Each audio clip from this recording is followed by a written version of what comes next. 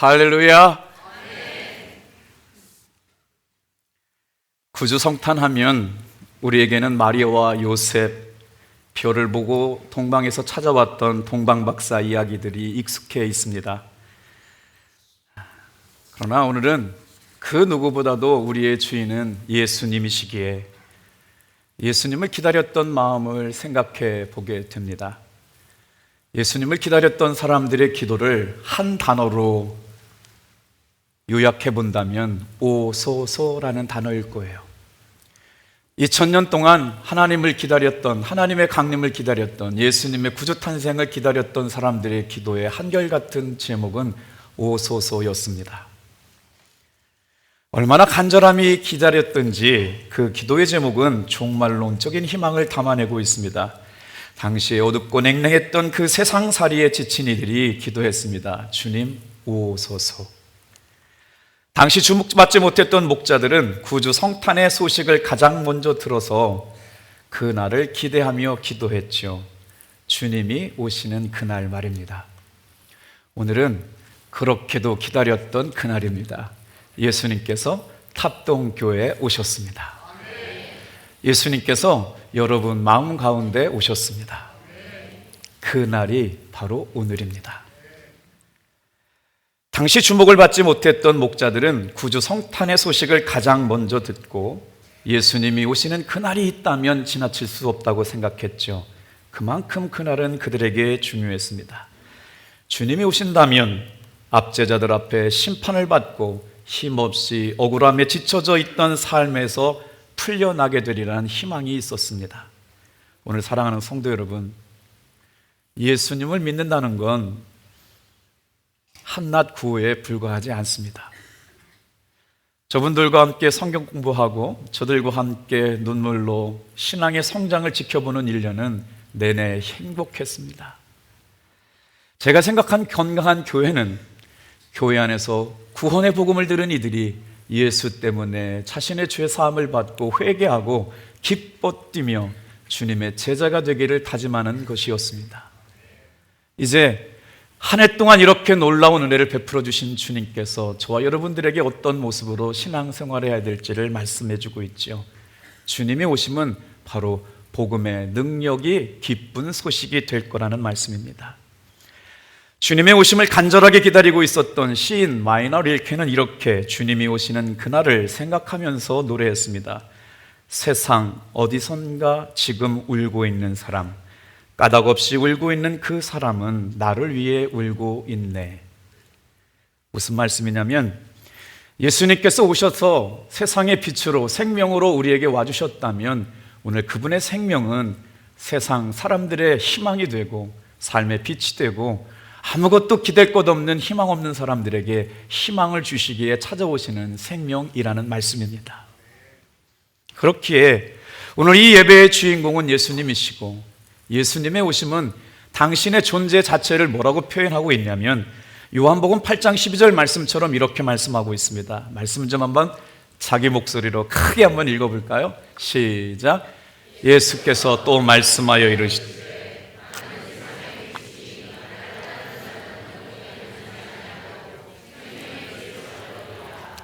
할렐루야! 예수님을 따르는 자는 세상의 빛이 되고 예수님을 따르는 자는 생명의 빛을 얻게 되리라.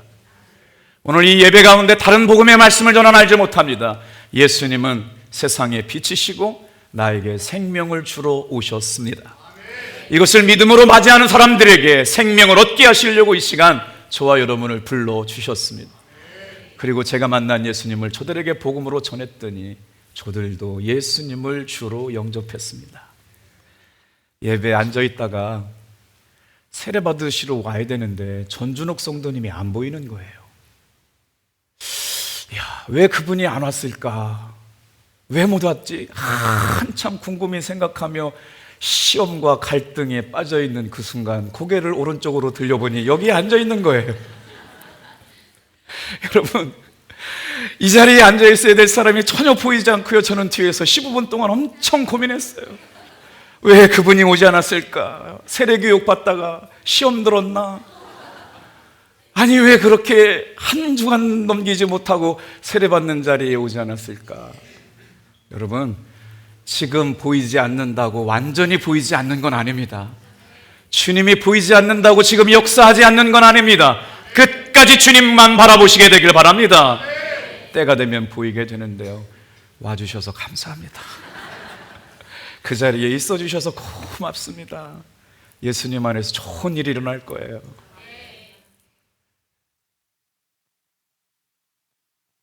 예수님은 세상의 빛 되라고 오셨고, 예수님의 오심은 생명의 빛을 얻게 하시려고 오셨다. 사랑하는 성도 여러분, 이 예배 가운데 예수님의 생명의 빛이 저와 여러분에게 어두움을 물러가게 하는 은혜로 찾아오게 될 줄로 믿습니다. 교회 오시다가 저녁에 오신 분들은 보시게 됐지만요, 제 마음속에 좀 기쁨이 가득합니다. 왜 그러냐면 쉐르빌 아파트로 이렇게 교육관 밑으로 들어올 때 거기가 좀 어두웠거든요. 그래서 LED 전광판을 만들어 놓고 우리 이호선 목사님 뭐라고 전광판에다가 새겨 놓을까요?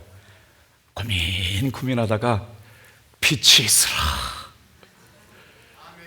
보시기에 좋았더라. 오늘에 딱 맞는 말씀이기 때문에 두 손을 다 한번 들어보시겠어요? 옆에 분을 향해서 빛이 있으라, 왼쪽 분을 향해서 보시기에 좋았더라. 할렐루야.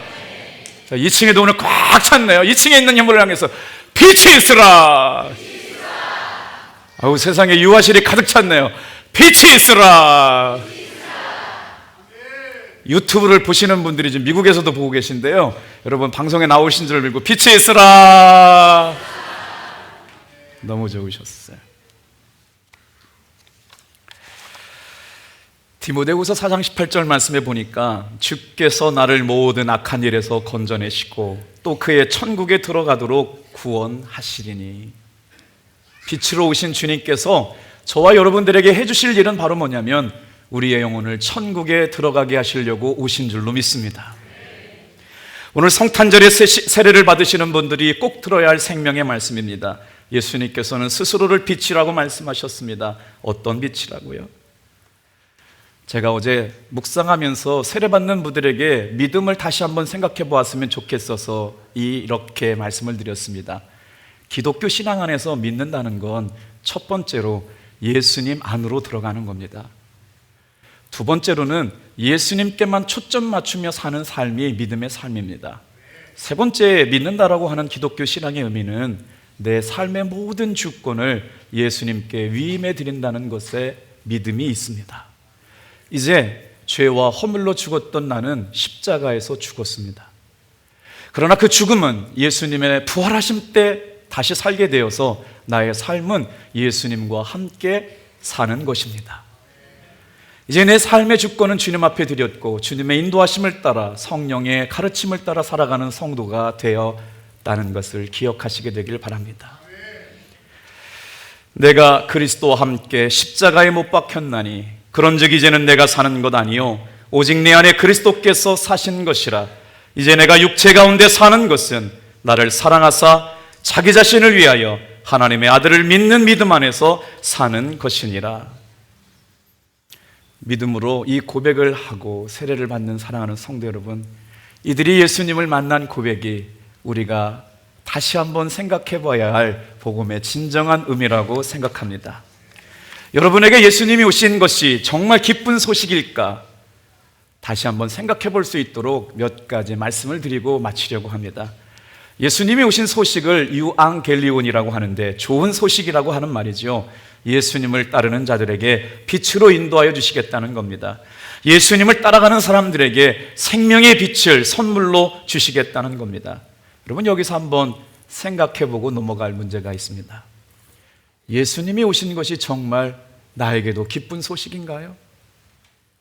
저 끝에 앉아있는 사랑하는 성도 여러분, 당신의 삶에 예수님이 오신 것이 진짜 기쁜 소식인가요? 설명해 드려볼까요? 누가복음 2장 15절 말씀을 한번 같이 읽어보겠습니다. 예수님이 오신 것 자체가 복음이시기 때문에 우리는 이 말씀을 믿어야 합니다. 같이 한번 고백해 볼까요? 시작. 천사들이 떠나 하늘로 올라가니 목자가 서로 말하되 이제 베들레헴으로 가서 주께서 우리에게 알리신 바 이 이루어진 일을 보자 하고. 마태복음은 제사장들, 박사들, 신분 높은 사람들의 이야기를 기록하고 있다면 요한복음은 낮은 사람들, 목자들, 들에서 일하는 사람들에게 초점이 맞춰져 있습니다. 가난한 사람들, 힘없는 사람들, 연약한 사람들에게 초점이 맞춰져 있습니다. 그때 그 들판에서 일했던 목자들에게 들렸던 천사의 예수님의 탄생하심의 소식을 듣고 곧바로 믿음으로 반응했다는 거예요. 지체 없이 아기께 가서 경배했다는 거예요. 사랑하는 성도 여러분, 예배 때마다 곧바로 가서 예수님께 예배할 수 있는 여러분 되기를 축복합니다. 지체함 없이 빨리 가서 예수님께 경배하며, 다 같이 한번 따라해 볼까요? 우리에게 알리신 바 이루어진 일을 보러 가자. 할렐루야. 오늘 이제 세례받는 이들에게 예수님이 이루어 가신 일들을 믿음으로 바라보게 되기를 축복합니다. 놀라운 역사의 믿음의 주인공들로 삼아주실 줄로 믿습니다. 예수를 믿는 순간부터 하나님이 써가시는 창조의 기적의 주인공이 될 줄로 믿습니다. 얼마나 위대한 사건입니까? 인생의 좌절과 낙심과 어둠에 있던 우리의 마음이 예수님의 빛이 임하고 생명이 임한 순간부터 하나님의 창조가 새롭게 쓰어가자는 위대한 주인공들로 삼으셨다는 겁니다. 이루어진 일이 어떤 일인지 가서 보자. 그렇기에 예수 그리스도께서 오심은 복음입니다. 이 복음이 사실이라면 이 복음을 믿는 우리들이 어떻게 복음을 받아야 할까요? 다 같이 한번 따라하겠습니다. 복음을 받은 사람들은 복음을 부끄러워하지 말아야 합니다. 마가복음 8장 38절 말씀 읽어보게요. 시작. 누구든지 이 음란하고 죄 많은 세대에서 나와 내 말을 부끄러워하면 인자도 아버지의 영광으로 거룩한 천사들과 함께 올 때 그 사람을 부끄러워하리라. 어린 시절 어머니와 함께 버스를 타러 30분 거리를 손잡고 걸어가던 때가 있었습니다. 그런데 제 친구, 아주 예쁜 친구가 살고 있었어요. 그 집을 지나가는데 왜 이렇게 키가 작은 어머니가 부끄럽게 생각했더니 어머니와 같이 걸어가던 키 큰 이모 손을 붙잡고 걸었던 때가 있습니다. 어머니께는 말씀 못 드렸지만 그 순간에는 키 큰 이모님이 우리 엄마였으면 좋겠다고 생각을 했는데, 아마 그 사실을 우리가 엄마 알았더라면 나는 그날 밤 살아남지 못했을 텐데 아직까지 얘기 안 했어요. 이놈의 자식을 그냥 내가 너를 낳겠다고 배 아프고 피를 한 마리나 쏟았다고 이놈의 자식 그냥 확 그랬을 텐데 말이에요. 예수님께서 복음으로 생명으로 여러분을 낳았습니다. 예수님의 복음이 부끄럽지 않게 되기를 축복합니다. 여러분 이 말씀 좀 들어보실래요? 예수님의 복음을 부끄러워하는 사람을 하나님 앞에서 예수님이 재림하실 때 나도 부끄럽게 여기시겠다는 말이에요. 예수님의 기쁨의 복음의 좋은 소식이라고 할 때 저와 여러분들이 복음에 부끄러움이 없게 되기를 축복합니다. 그래서 복음을 부끄러워하지 않는 모습이 바로 뭘까? 복음을 자랑하는 겁니다. 사랑하는 성도 여러분, 복음 되시는 예수님을 자랑하는 성도들 되기를 축복합니다. 복음 되신 예수님을 자랑하며 사시게 되기를 축복합니다. 그렇게 하라고 우리에게 찾아오셨습니다. 내가 복음을 부끄러워하지 않는다는 말은 복음에 대한 확신이 넘쳐서 고백하는 것이죠. 고린도전서 1장 23절 말씀 보겠습니다. 같이 읽을까요? 시작. 우리는 십자가에 못 박히신 그리스도를 전하니 유대인들에게는 거리끼는 것이요 이방인에게는 미련한 것이로되. 사실 초롱이, 은수, 민규를 정말 가슴에 품고 오랫동안 기도했습니다. 왜냐하면 저들을 제가 믿음으로 낳았기 때문에 그랬어요. 얼떨결에 교회 찾아 나와가지고 교회를 다닌 것만으로 끝나지 않고 진정한 복음의 탄성이 터지는 믿음의 자녀들이 되기를 수많은 날 동안 기대하고 기도했습니다. 그런데 저들이 세례를 받는답니다. 할렐루야.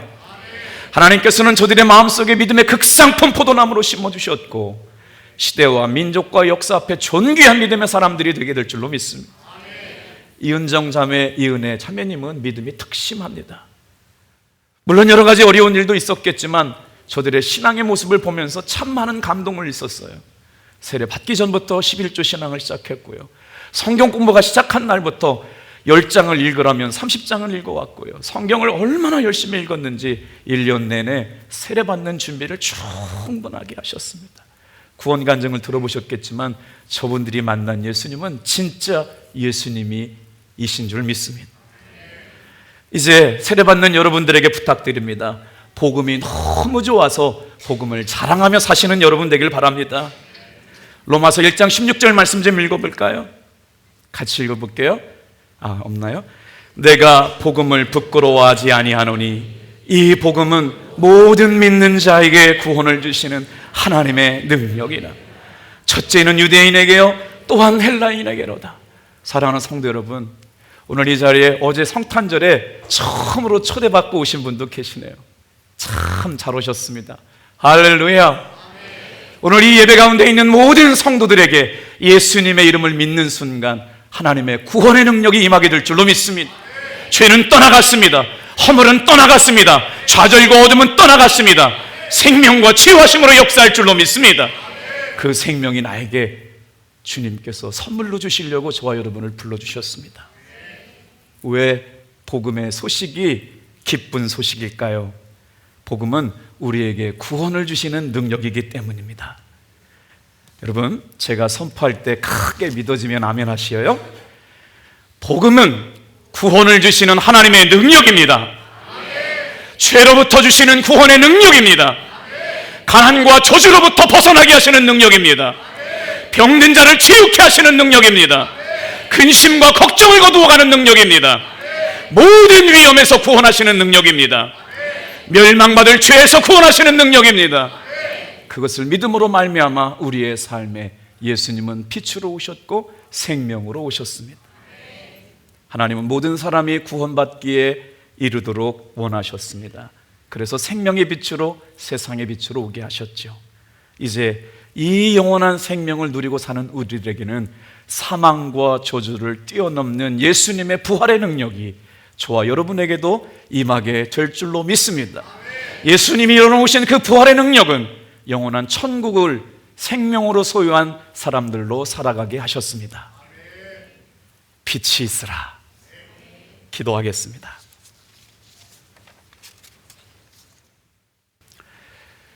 기쁜 소식 구주 성탄의 날, 아기 예수님께 경배했던 박사들과 목자들처럼 황금과 유향과 모략을 가지고 경배하러 찾아 나왔습니다. 오늘은 특별히 예수 믿는 귀한 믿음의 제자들이 세례를 받고 하나님 앞에 나와 예수 믿는 대로 살아가기를 결단하며 다짐한 이들의 신앙의 고백이 있었습니다. 주님, 홀로 영광 받으시고 높임 받아 주시옵소서. 이분들의 이름을 생명책에 기록해 주심을 믿습니다. 영원한 생명으로 아버지 하나님 살게 하실 줄로 믿습니다. 주님, 어렵고 힘들 때 주님의 이름을 부를 때마다 찾아와 주시고 만나 주시며 엎드려 기도할 때마다 하늘의 문을 열어 주시옵소서. 기도할 때마다 생생한 간증의 주인공 삼아 주시고 어렵고 힘들 때마다 왼팔로 막으시고 오른팔로 보호하여 주시옵소서. 예수님의 이름으로 축복하며 감사 기도드립니다.